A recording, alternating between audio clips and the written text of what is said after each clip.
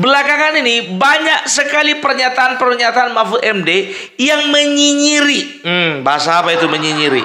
Yang menyinyiri Kaisang naik private jet atau pesawat pribadi. Setelah nyinyir, tak lama berselang kemudian banyak kali beredar video dan fotonya naik jet pribadi juga. Sama JK, sama Haritanu. Waktu kampanye sama JK lagi. Begitu dikonfirmasi sama wartawan, apa dia bilang? Iya, tapi kan bukan untuk flexing. Emang itu Kaisang mau flexing? Ada rupanya dibikin si Kaisang, aku mau flexing gitu. Baru ada juga kau bikin juga pernyataan waktu naik pesawat apa pribadi itu, aku nggak lagi flexing ya. Mahfud, anak orang naik jet pribadi, kenapa kau yang sewot? Tahu kalian, sebelum beredar foto dan videonya naik jet pribadi dengan beberapa tokoh, ya pada awal-awal dia mengatakan dan mendesak KPK untuk segera memanggil Kaisang. Setelah beredar videonya, apa dia bilang? Masyarakat tidak bisa memaksa KPK untuk memanggil Kaisang. Kok berubah terbalik? Tadinya kau yang mendesak. Enggak taunya keluar pernyataan lagi kalau KPK tidak bisa dipaksa masyarakat untuk memanggil Kaisang.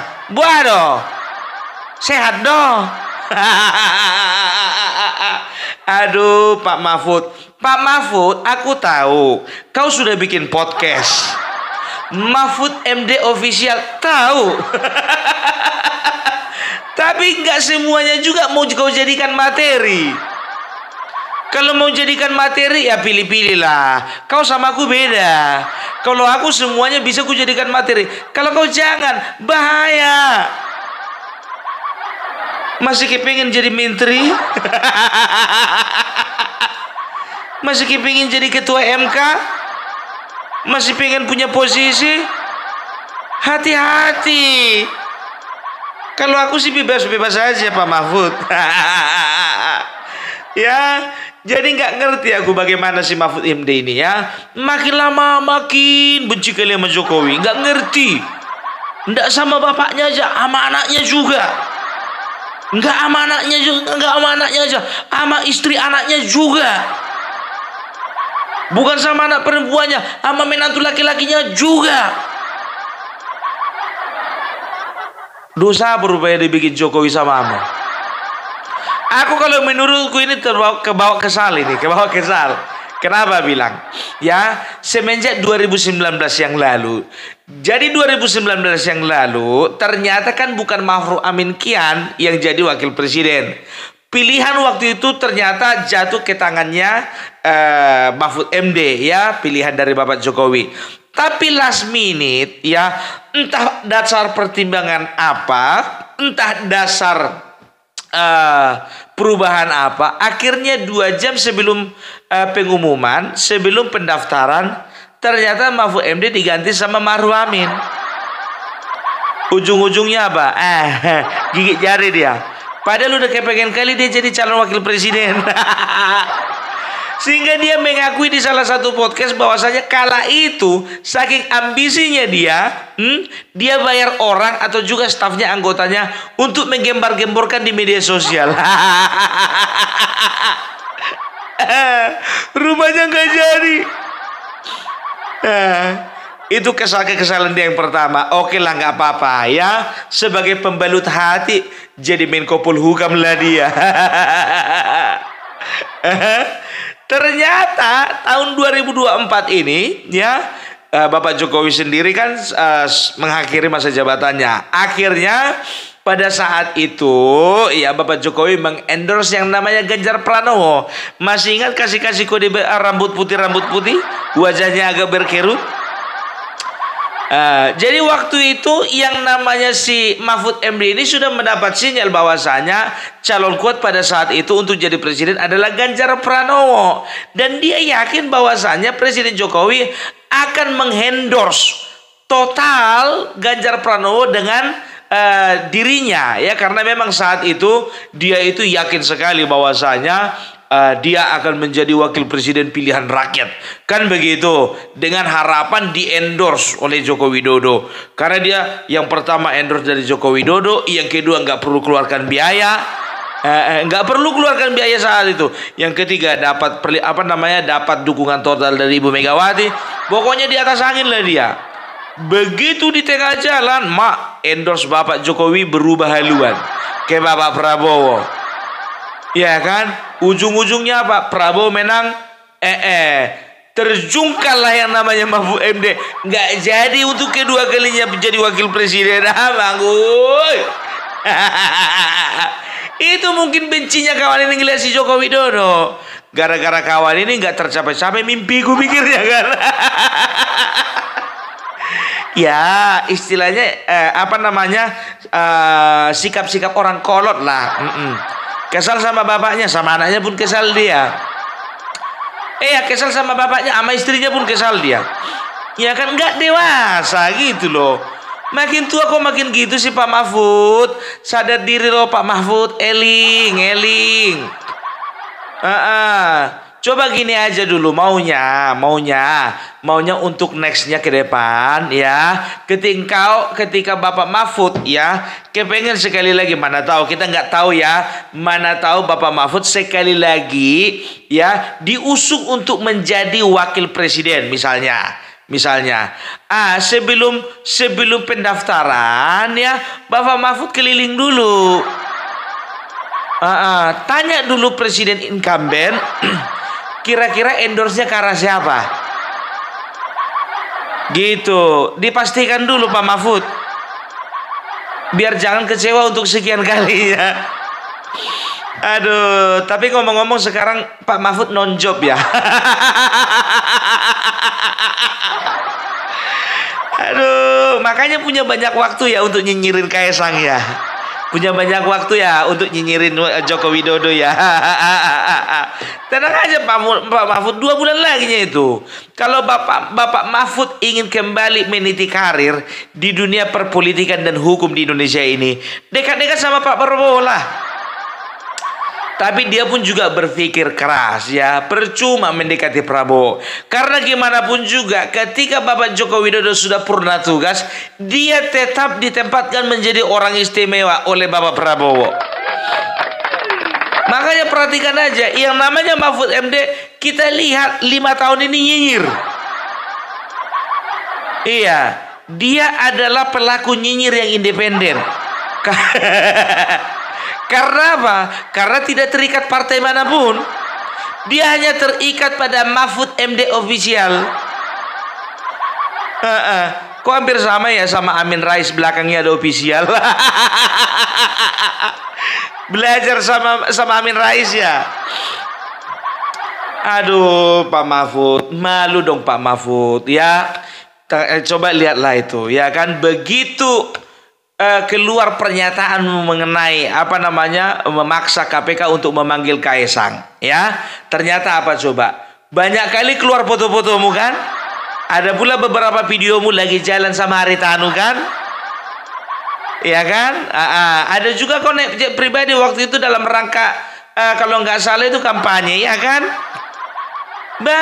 Lebih banyak kau naik jet pribadi daripada Kaesang. Lalu baru kau berkilah pula, dibilanglah pesawat jet pribadiku kan nggak semahal jet pribadinya si Kaesang. Matawa, gelap. Yang penting jet pribadi. Itu makanya bukan untuk flexing. Memang bukan untuk flexing. Tapi begini, ya, kau pun juga kurang berhati-hati dalam membuat sebuah pernyataan, ya. Jadi waktu itu kau katakan yang pertama, ya, kau itu naik jet pribadi waktu itu dalam rangka dalam kapasitasmu sebagai ketua MK. Justru di situ tanda tanyaku besar.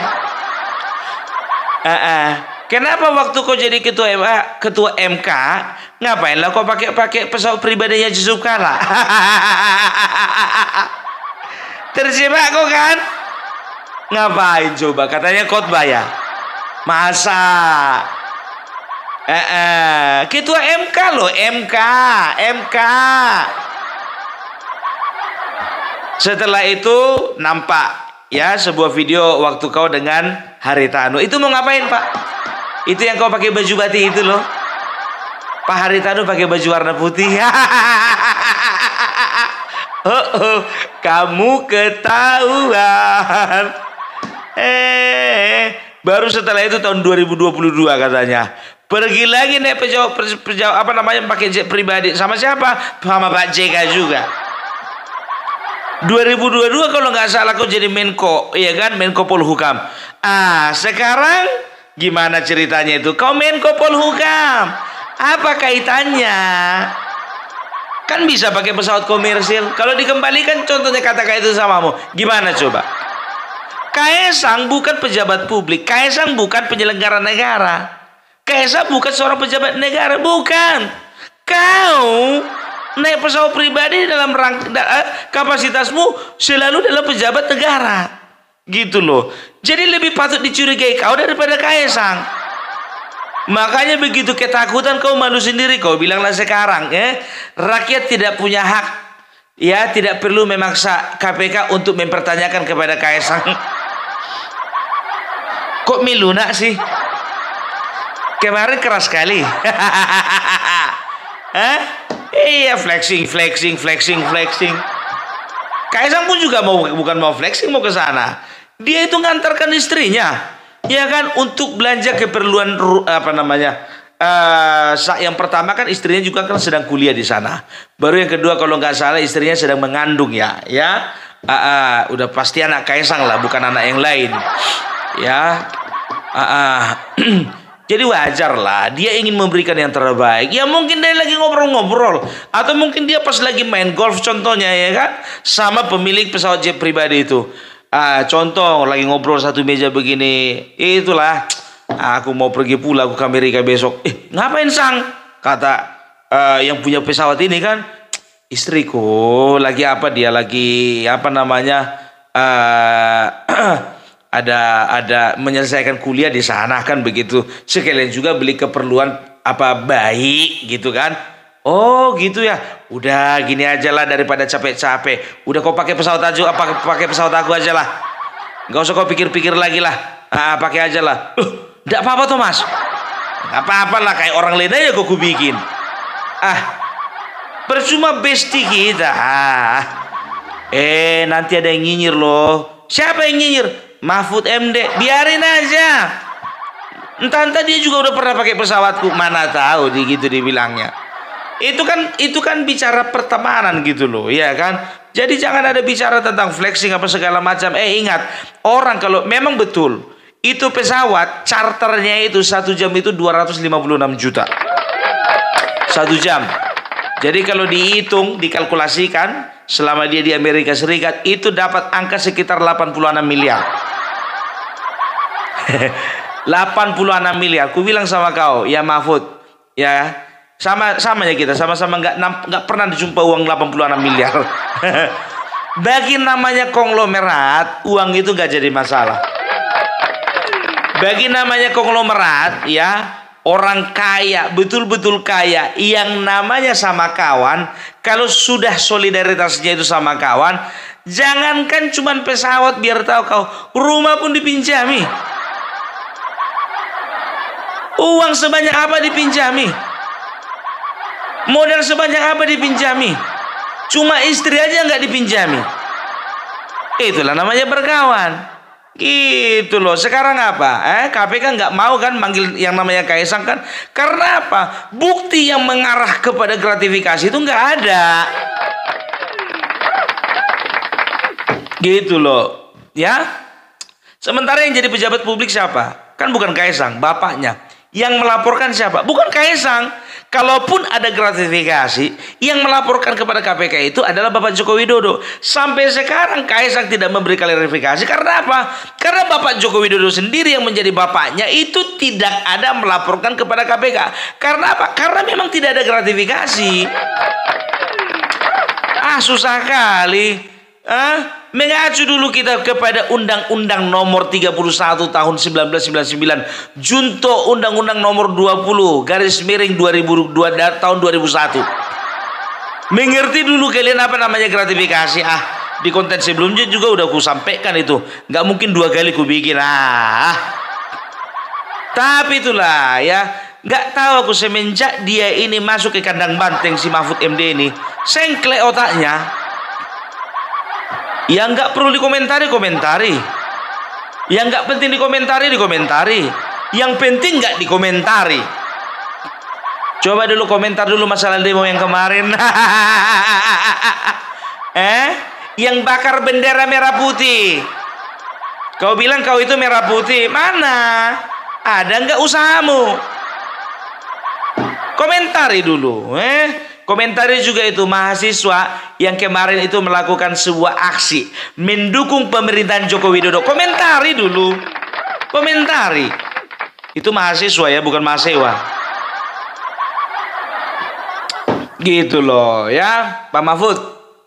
Sehat-sehatlah kau. Jadi jangan pula kebencian yang kau tanamkan di dalam hatimu itu membutakan mata fisikmu dan juga mata hatimu. Iya. Coba, Bapak Jokowi salah apa sih samamu? Selama ini yang baik yang dibikin samamu. Serius. Serius, iya kan? Makan gaji juga kau kan? Semenjak jadi Menko Polhukam banyak kau terima gaji kan? Ya, maaf lah, maaf. Ini kalau dalam istilahku ya. Segalak-galaknya anjing, seganas-ganasnya anjing, dia nggak akan pernah menggigit tangan dari Tuhan yang pernah ngasih makan dia. Nggak pernah. Oh mungkin kau bilang ya kan, lo yang ngasih makan aku kan negara. Tanda tangan siapa? Yang nunjuk kau siapa? Presiden kan? Jangan kau bilang nggak pernah ngasih minta makan dari dia. Banyak kali ceritamu. Anjing binatang, tahu dia nggak akan pernah dia menggigit tangan Tuhan yang memberikannya makan. Itulah dia, ya kan? Jadi banyak sekarang manusia mentalnya itu ya lebih rusak daripada anjing. Itu dia. Ya kalau kalah Pak, ya aku tahu kau itu nggak pernah punya pengalaman kalah yang telak selain dari Pilpres kemarin. Tahu aku. Sakit memang, malu memang, hancur-hancuran memang. Tapi kalau ku bilang sama kau, harusnya kau tuh mengambil sikap sebagai seorang negarawan, sebagai seorang yang pernah bertarung kalah dengan terhormat, sebagai seorang yang bagaimanapun keadaan bangsa ini, kau harusnya menjadi panutan. Ingat ya, jangan pernah cacat namamu cuman gara-gara muncungmu. Selama ini track recordmu bagus. Kau tipe orang yang bersih ya. Kau tipe orang yang tidak pernah kenal dengan korupsi. Enggak tahu juga lah kalau memang ada. Tapi kalau aku yakin sih tidak ada ya kan. Kau itu bebas dari namanya beban politis ya kan. Tapi itu yang harusnya kau pelihara. Bisa kau katakan 5 tahun ini kau masih lebih punya kesempatan yang lebih bagus, lebih besar, lebih baik daripada Anies Baswedan. Tapi tidak kau pergunakan itu, malah kau gunakan waktu-waktumu itu untuk nyinyir. Aku sebetulnya nggak terlalu tertarik untuk mengomentari kau ini, nggak tertarik. Tapi cemana mau dibilang? Makin lama makin gawat ku tengok. Makin lama makin dipermalukan kau kan? Iya. Kaisang baru sekalinya tertangkap kamera dia naik pesawat pribadi. Kau udah berkali-kali kan? Tong kosong nyaring bunyinya, tetapi tong kosong. Aduh, jangan sampai orang dibilang kayak gitu kau bah. Kau itu selama ini orang yang punya cukup ilmu di dalam bernegara dan berbangsa. Ya, tapi jangan pernah ketika kita mengeluarkan statement-statement bulunder kayak si Ganjar capresmu kemarin. Akhirnya lihatlah, Ganjar apa kerjanya sekarang, nganggur kan? Itu dia. Ya hati-hati, kau bukan orang partai. Jadi kalau bisa dikatakan beban politik kau nggak ada. Harusnya itu yang kau jaga. Kau lebih punya banyak kesempatan gitu loh. Dekat-dekati Bapak Prabowo itu. minta memo sama Pak Jokowi. Biar bisa kau dapat jatah satu kursi gitu loh. Dari jalur profesional, bukan jalur partai. Ya kan, bisa aja. Tapi cuman mau dibilang, udah sakit hati Jokowi kau bikin. Jadi mungkin kau juga berpandangan, berpikir bahwasanya nggak ada harapan lagi untuk melobi Jokowi. Ya udahlah, ya kan, sekali basah kepalang tanggung, basah sekalian, mandi sekalian, hajar terus, serang terus. Udah itu mungkin pikiranmu kan, karena apa? Udah nggak ada lagi harapan. 5 tahun ini udah tertutup pintu karir politik, karir profesionalmu untuk di bangsa dan negara ini. Dah, oke. Kalau bicara tentang flexing, ya, aku rasa orang juga pada tahu, ya, yang namanya Kaesang itu nggak ada lah. Kalau flexing begitu. Dan juga kau sama-samakan dengan RA, ya. RA itu Rafael Alun kalau nggak salah ya. Waktu itu dia ditangkap oleh KPK, oleh karena apa? Oleh karena anaknya sempat flexing, ya. Mobil mewah, motor mewah, apa segala macam, ya. Itu kan menimbulkan kecurigaan. Nah, akhirnya apa? Jadi buruan KPK lah. Akhirnya apa? Dikorek, periksa, investigasi, dapatlah yang namanya Rafael Alun itu. Ya kan? Tapi kan tidak bisa kau samakan dengan Joko Widodo. Kampret. Kau sama-samakan Joko Widodo dengan Rafael Alun. Keong. Kurang ajar kau. Beda itu Rafael Alun. Apa rupanya sudah dibikin sama bangsa ini? Memang dasar penghisap. Dasar koruptor. Bapak Joko Widodo, presiden kami itu, kau aja pun juga nggak bisa dibandingkan dengan dia, biar tahu kau.